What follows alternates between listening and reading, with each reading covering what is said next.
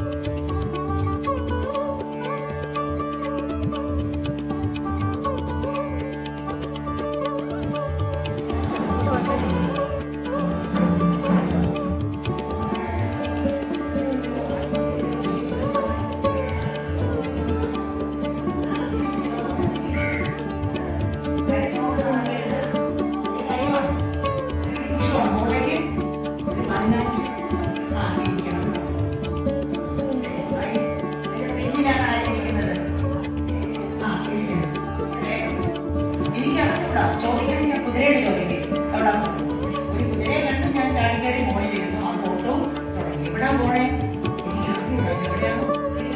ശാന്തമായിട്ട് കുതിര വളരെ ഗംഭീരമായിട്ട് ആരോഗ്യന് മറ്റേ ആള് ആരുക്ഷു എന്ന് പറയുന്ന സ്ഥലത്താണെങ്കിൽ ചിലപ്പോ അയാൾ അതിൽ നിന്നൊക്കെ പുറത്തു ഇല്ല. ഇനി മേലാൽ ഇതുവഴി പോകുന്ന പ്രശ്നം ഇല്ല.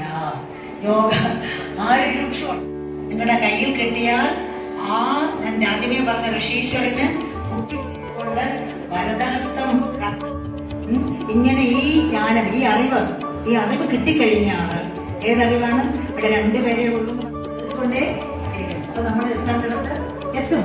ഈ 9 ദിവസം അല്ലെ 9 ദിവസമായി 18 പ്രഭാഷണം കഴിയുമ്പോൾ സുഖമായിട്ട് ഈ പറയുന്ന പദത്തിലെത്താം. 9 ദിവസം മെനക്കെട്ടാൽ മതി.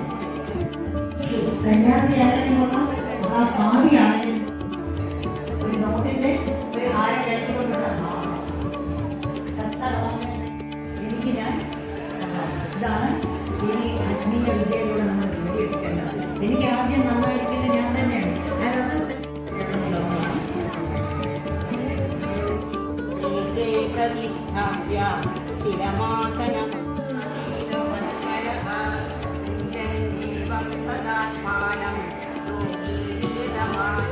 ജ്ഞാനം എന്ന് പറഞ്ഞ വസ്തുത എന്താണ്?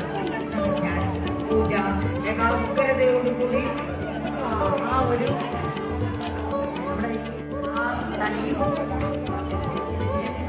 വയറും അങ്ങോട്ട് പാദവും എല്ലാം സ്ട്രൈറ്റ് ലൈൻ ഇരിക്കുന്നവർക്ക് സ്ട്രൈറ്റ് ലൈൻ അല്ല.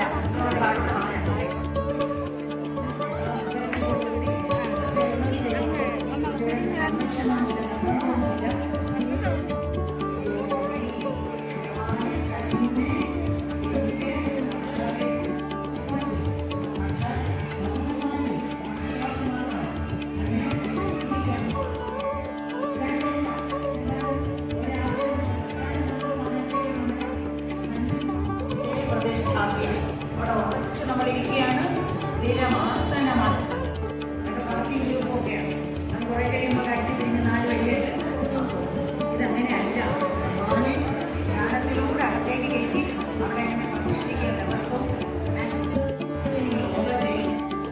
ആ ഉള്ളിൽ പോലും ശരീരവും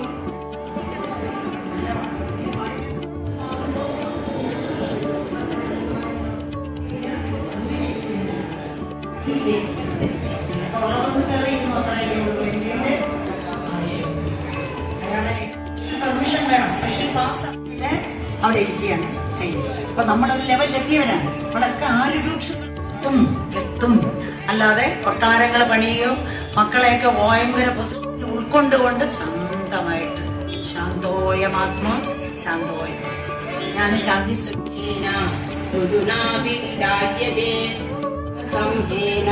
രോഗിണം സുഖമുക്തേ സർവഭൂതസ്ഥമാത്മാനം യോഗയുക്താത്മാ സർവത്ര സമദർശനഃ ശ്യാമി തജമേന പ്രണശ്യതി സ്വധാ വർത്തമാനോപി സയോഗീ മയി വർത്തതേ ആത്മൗ